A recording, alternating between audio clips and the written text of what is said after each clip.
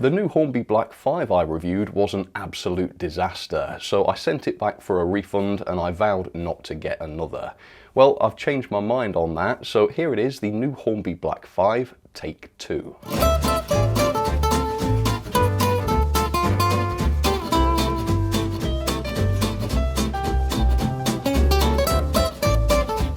My original review still stands, and if you'd like to check it out, I'll pop a link up there. And I stand by it because it was an accurate representation of the model I received, and it also highlights that Hornby's quality control is seriously lacking. However, reading the comments, some people took issue with my decision not to review a replacement. And now some time's passed and I'm not feeling quite so irritated by the whole thing. I do think they were right.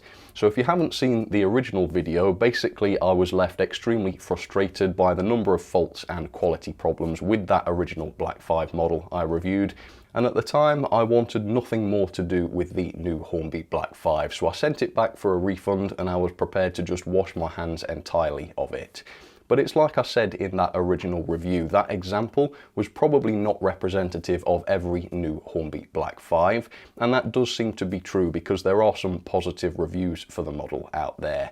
So, putting my personal feelings aside, I have decided that it would be fairer on Hornby and also more useful to you as the viewer if I did review a replacement. So, I got my £205 back out again and I picked up this.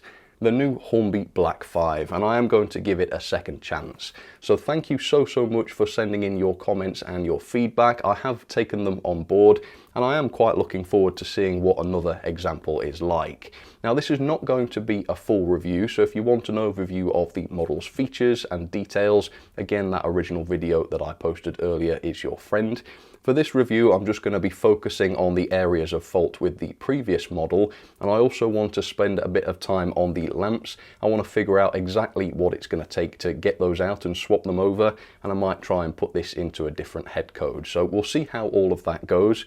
Hopefully this is better, hopefully it will actually work, that would be a nice bonus, and we'll see how it gets on. So here we go, the new Hornby Black 5, take 2.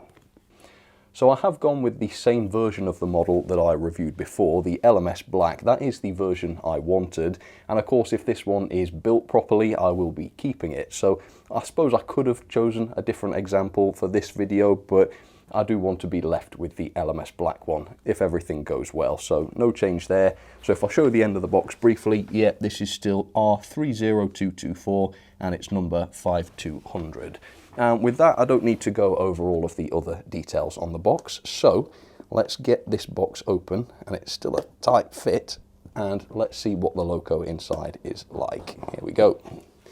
Lid coming off, same packaging, obviously, it's the same product, and I'm not going to look at the instructions or anything because they're all going to be the same.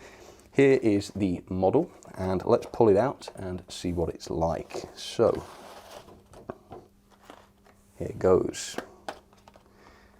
And we'll go straight for the logo, I reckon. So, plastic off carefully.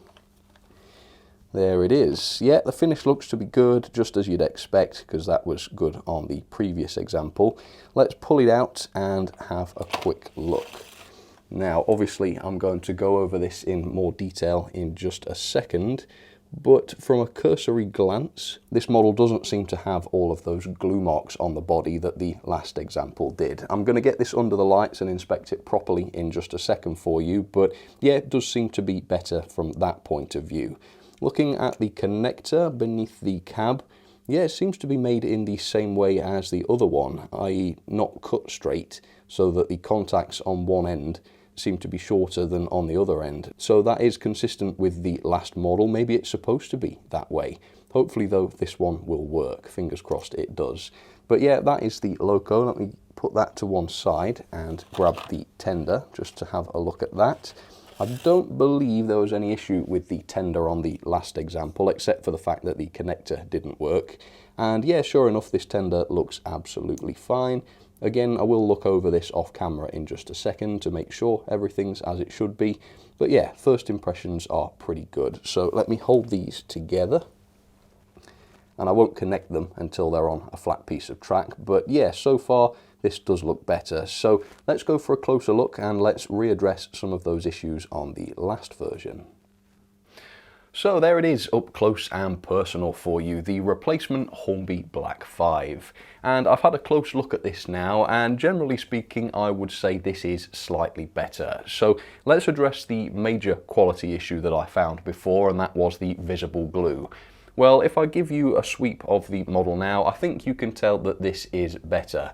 The smoke box area is certainly completely clear of the glue misting and fingerprints, and the firebox area is much tidier. However, on the lower boiler there is still the odd fingerprint and episode of glue misting there. Now obviously this is nowhere near as bad as on the previous example, and ordinarily I might not have spotted bits like this. I suppose today I'm going to be extra sensitive to that because I've been looking for it.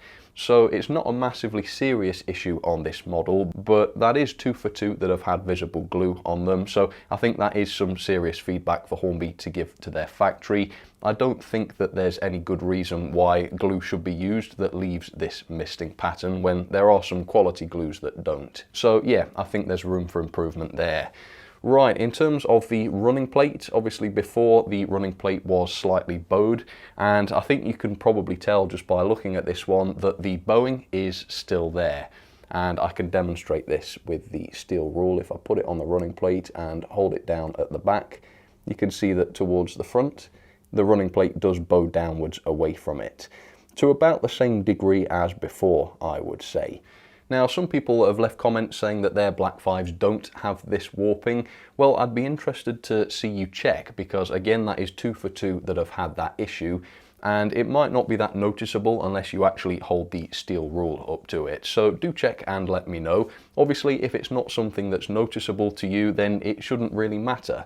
For me personally, I can see the bowing as I look at this. Maybe I'm hypersensitive because I'm looking for this stuff all the time, but yeah, for me personally, paying over £200, the model shouldn't have issues like that. Besides that though, the build quality seems to be absolutely fine. Much like the other one really, there is no visible glue holding the various detail parts in place, which is good.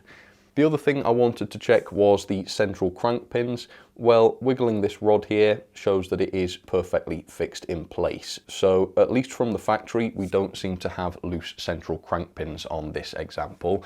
Whether they're gonna work loose during running in or not, I'm not sure. We'll have to look out for that. But yeah, that doesn't seem to be an issue at the moment. All right, next, let's move on and take a look at the lamps.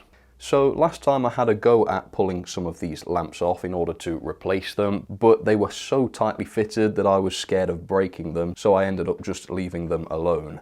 Well, I've heard from some people saying that they've changed these lamps without any problems, so I think I perhaps just need to be a bit braver and just go for it and see what happens. Another thing to mention, obviously the smoke box door here is not fitted straight. That's not a massive issue because, as I discovered last time, that does come off. So I will hopefully be able to straighten that up, but again, not a great look from the factory. So I've got some tweezers.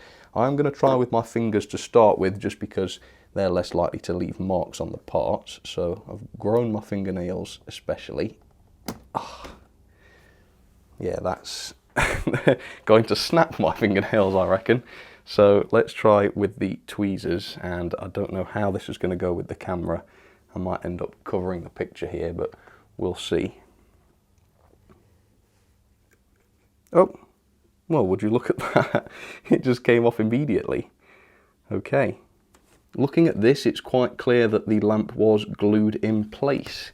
Is that intentional for a feature that's supposed to be exchangeable? And does the lamp go back onto there and stay put as firmly? Let's see.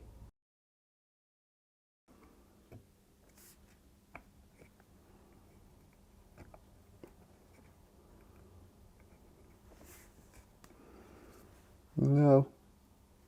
So maybe the lamps are not push fit, maybe these are supposed to be glued in. Yeah, that's not really going on. Let me try and do it off camera because it's a bit awkward from this angle.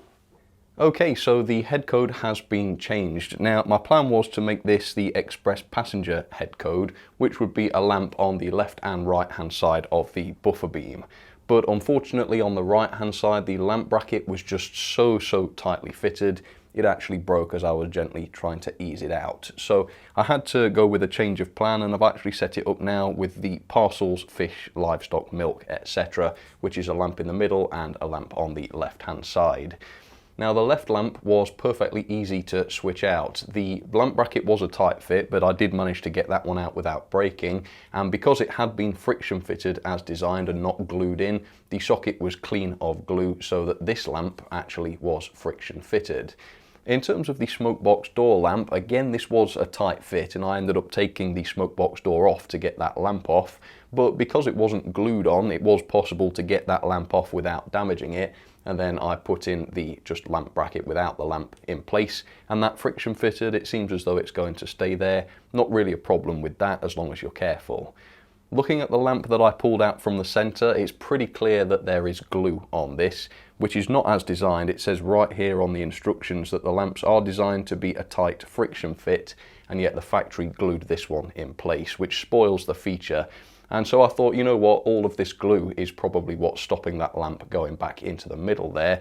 So I was going to use one of the other lamps provided to put there instead, except, yeah, the little yellow gel that goes inside the lamp, which also fixes it to the running plate, was not fitted to it. It just wasn't there, couldn't find it in the accessories bag either. So again, quality issue there, spoiling the experience slightly. So instead, I've just glued the old one back into place. It's not a friction fit anymore because it doesn't fit into the hole properly anymore, but I'm hoping it will stay there with a bit of glue, and I'm hoping the lamp will work when powered. So again, I think this is a great feature, and Hornby do say that some modelling skill is required to swap these over, but the fits are incredibly tight, and the lamp that was pre-fitted was glued in when it shouldn't have been, so this is not ideal. Apart from that though, that is it cosmetically, so let's get this down onto the track, and with some trepidation, let's find out whether this is going to work. So there it is down onto the track. As before, definitely a good looking model thanks to its extremely good level of detail, but does it work? Obviously last time the loco did not work because of the issue between the loco to tender drawbar connector. Hopefully that will not be the case with this example. Let's find out. Forwards direction, is there life? Let's see. Yes. Now there was last time, I suppose, until the connector got worse and then eventually failed. But so far this seems to be okay. Yeah, it certainly does seem to be okay, and I don't think I'll do much preliminary testing this time. I think I'll run it in sooner rather than later and then do all the crawl testing and everything else a little bit later on. But yeah, this does seem to be absolutely excellent actually, and more reliable by a long way than the last one. I think by this point I'd had it stop on points and stutter and cut out with just the lamps working. Yeah, this one is not doing that, which is an awful lot better. In terms of the lamps, yeah, we do have the lamps that I fitted working. So with the one on the left, you can see, yeah, by removing the lamp bracket and adding that lamp, you can actually get a working lamp there, whereas before it was just a dark and unilluminated lamp bracket. Up on the smoke box door, the effect isn't that pleasing because there is light leakage around the hole that it's fitted into. So again, I think this is a great idea on paper, but it just doesn't work that well. That is not an effective look. It isn't as simple as just swapping out the lamp for a lamp bracket. To have this looking acceptable, you're going to have to try and find a way to somehow stop that light leakage. So yeah, I'm not dreadfully impressed with the feature. No doubt this feature has added a lot to the cost, and yet really it doesn't add a lot to the model, in my opinion. Let me know down in the comments what you think about it.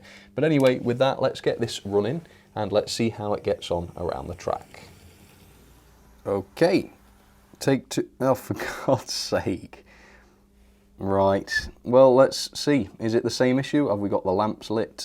Yeah, we've got the lamps lit, hopefully you can see that there. So again, the loco's got power, seems to have lost connection. Right, I'm going to pop this camera on the tripod, see if I can help it along, see if we can get past it this time. Let's give the tender a bit of a wiggle. No, push.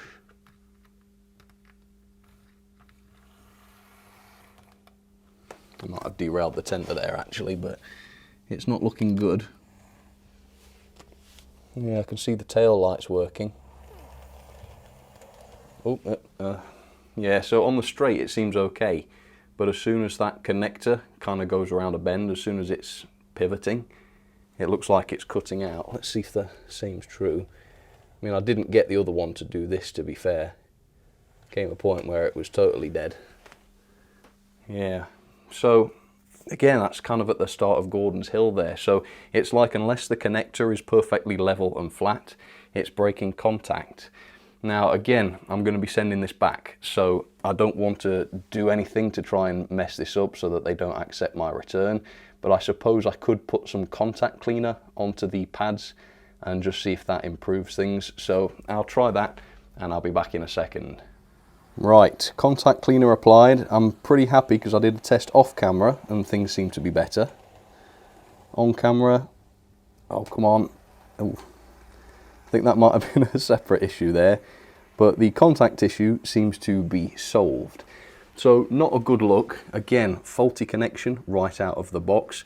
This one noticeably not quite as bad. I think really after the first curve last time, I don't think I managed to get it to run on its own again.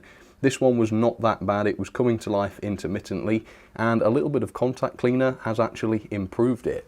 So it looks, for now at least, as though I will be able to run this in. So I'm going to do that for 30 minutes in each direction, if it will let me, and then we'll come back and we'll do some more testing.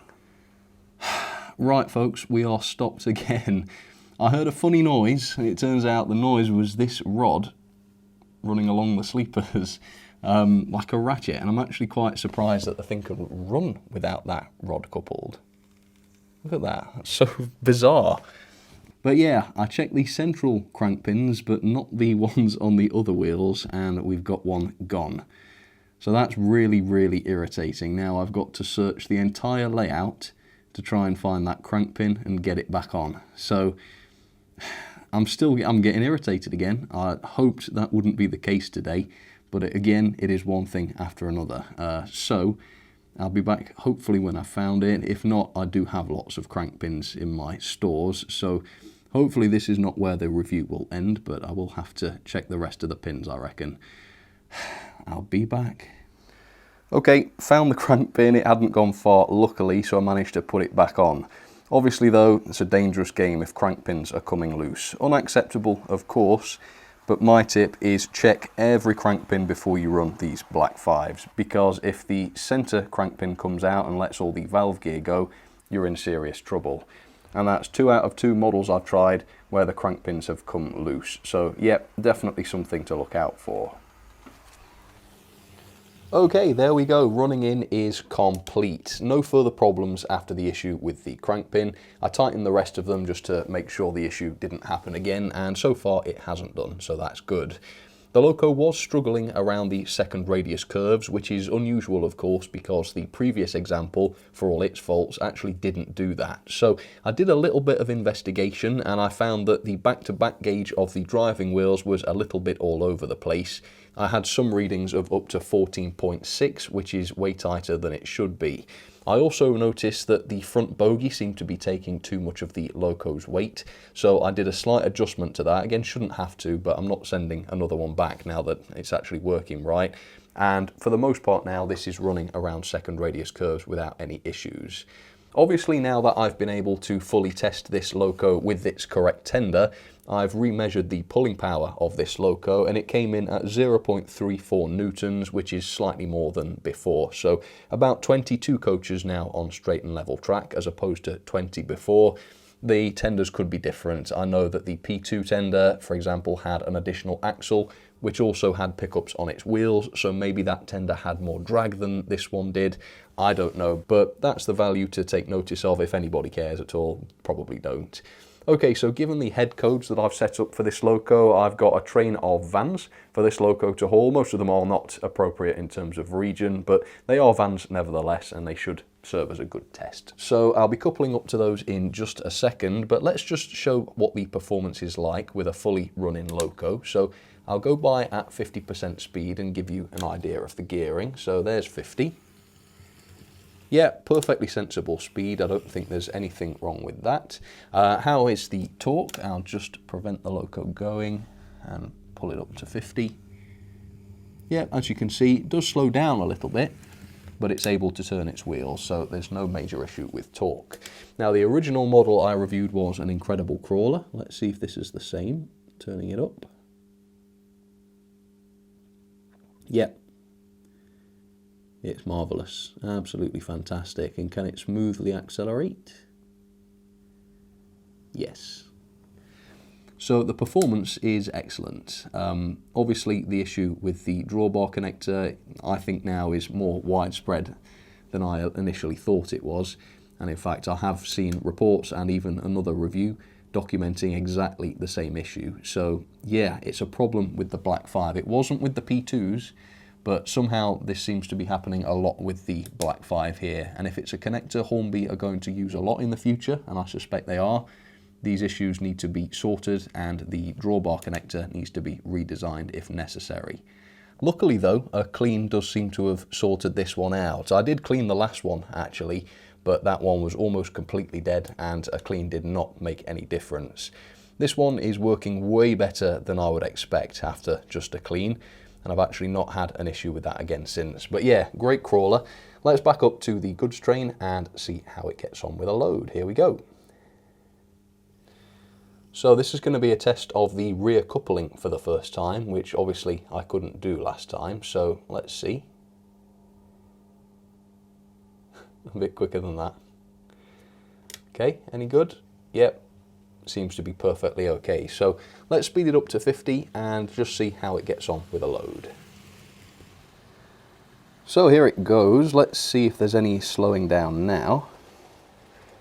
Yeah, very slightly. But as you can see, it's not struggling as much as it was around that second curve there. So the slight tweak to the front bogie seems to have sorted it out. But yes, I now have a new Hornby Black 5 that is working correctly. I have to say though, I'm quite surprised that the replacement was not much better than the original. In fact, I think every single issue I identified with that original model is still present here on this one, albeit to a lesser extent. And I saw some comments on the last video saying, well, how come Sam's so unlucky? How come he's always got a faulty model? Well, that's a fair point. I am very thorough, and if there is a fault on a model, I will find it and talk about it. But now that I've tried a second example of the same model, and it does have pretty much all of the same faults, I'm not really so convinced that luck has an awful lot to do with it, because these issues are clearly repeatable. So we've still got some glue marks, not as many, and I don't think they are as noticeable on this one, but they are there. The running plate, again, still warped, not terribly noticeably warped, but it was to me, and holding up a ruler reveals that yes, it's not perfectly straight. Issues with the connector, still there, yeah. I did manage to fix them with a clean this time, but the loco was still unacceptable out of the box, and we've still got crank pins working themselves loose, and I've been very lucky to escape damage twice because of that. So again, quality of the model not quite what it ought to be.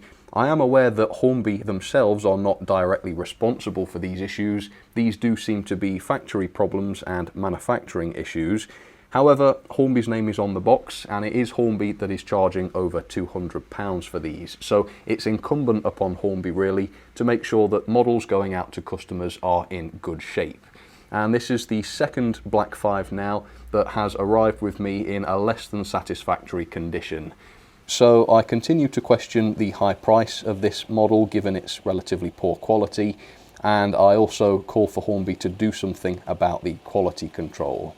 Now the same caveat applies as last time. Obviously this is the second time this has happened, so I'm even more confident in my assessment now. But I've only tried 2 of these Black 5s, that's not a dreadfully large sample size, and given the other positive reviews out there, it does seem true that there are good examples out there. So do bear that in mind, perhaps I have been unlucky to get 2 bad ones. Also, I want to give Hornby full right to reply to this. So if they want to get in touch with me, if they've got any thoughts, if there's anything they'd like to discuss or explain, they are absolutely welcome to do that, and they will be given a platform here on this channel if they would like to respond to this. But yeah, the loco looks great. Now that it's running well, I'm enjoying it a lot more than I was. But ultimately, I still can't call this a quality model because I just don't feel that that is the case. So let's have some ratings then for my replacement Hornby Black 5. Now, I don't stand by my decision to not get this model replaced initially. I think if a model is bad enough to be sent back, then really, to be fair, I should be getting another example just to give that manufacturer the benefit of the doubt. And I think I've rectified that today by getting a replacement. However, I do stand by that original review for the most part. There are some minor improvements on this model, which I'll talk about in just a second, but ultimately, based on the two models that I've tried, I think I had it right from the start. So the level of detail is a 5-star, no doubt about that. Fantastically detailed model. I've already talked in depth about this, so if you want to know more, check out the original review. The performance, I've given the same mark. When working properly, the performance is absolutely excellent. However, there are issues with the connector, which I fixed. They didn't get better on their own. I don't think that's really something you should have to do with a brand new model. And also there are some issues around second radius curves some of the time. Sometimes it does it fine, other times not so much. I've improved that quite a bit with a tweak to the front bogey, but I'm not prepared to give it 5-star despite how good the performance is otherwise. The pulling power is slightly better. I don't know why that would be. It could just be a slight difference with this loco. Maybe it's because I'm now using the correct tender, but I'm getting 0.34 newtons or 22 coaches now, as opposed to 20 coaches before. So it's not a lot of difference, but slightly improved over the first example. The mechanism, again, it's the same. Nothing's changed here. It's still 4-star, absolutely fine, except for the lack of flywheel, really. I think that was my only issue, wasn't it? But again, it's the same mechanism, so the same score. The quality though, I gave 1 star before, which was absolutely deserved. I've decided to add a star and up the quality to 2-star. That's because while there is still some visible glue on this model, it's nowhere near as bad as it was on the first example. And while the loco to tender connections still have problems on this example, I was able to rectify those problems without disassembling the model. So that's slightly better. So I fixed that problem by applying some contact cleaner to the pads on the loco side and then connecting and disconnecting the loco and tender a couple of times. I did something similar the first time around. I didn't do it on camera, but I used IPA and a cotton bud and then a fiber pen to clean those contacts, and that did not produce any improvement at all. So either that one was worse and couldn't be fixed with a clean, or contact cleaner is a much better way to go. But if you do have this problem, then yeah, contact cleaner, give it a try. That did fix the problem on this occasion. Value for money then, I gave it 2-star before. I think it's going to still be a 2-star for me now. It's a lovely model in terms of detail, but the quality isn't there, and it really doesn't meet the same standard as other models from other manufacturers. So for me, it's 6.74 out of 10, or a grade of E. It was a fail before. Now it's not a fail, it's an E, but it's still not a great score for the reasons described. And into the logbook it goes. I've put this in as a separate entry because it is a separate loco, and this is in 13th place above the USA 440 by Bachmann and below the EFE booster. Well folks, there you have it. That is the update on the Hornby Black 5. I do apologise for creating another Black 5 video so soon after the first one, but I think it needed doing and I think it was the right thing to do. For those of you telling me you've got the same issues, I'm sorry to hear that, but obviously you don't need to put up with them. Do what I did, send the loco back. You can do that as many times as you like until you get a good example, or you can choose to give up and get a refund, as I almost did the first time around. Equally, to those of you saying you've got one of these and your example is good and you're happy with it, that is also fantastic. There does seem to be a good number of people in that position, and that's also good to hear. It is a shame I couldn't get one of those good examples to show on this channel, but I am now satisfied that I've given this model from Hornby the fairest possible chance. It's not very often that I will review a second version of a model. In fact, it's very rare that I will actually send one back. But on this occasion I did do that, and the replacement certainly was better, don't get me wrong, but not to the extent I was expecting. So thank you so much for watching, and I will see you again very, very soon for another review, which I promise will not be another Hornby Black 5. Alright, thanks for watching folks, I'll catch you on the next one.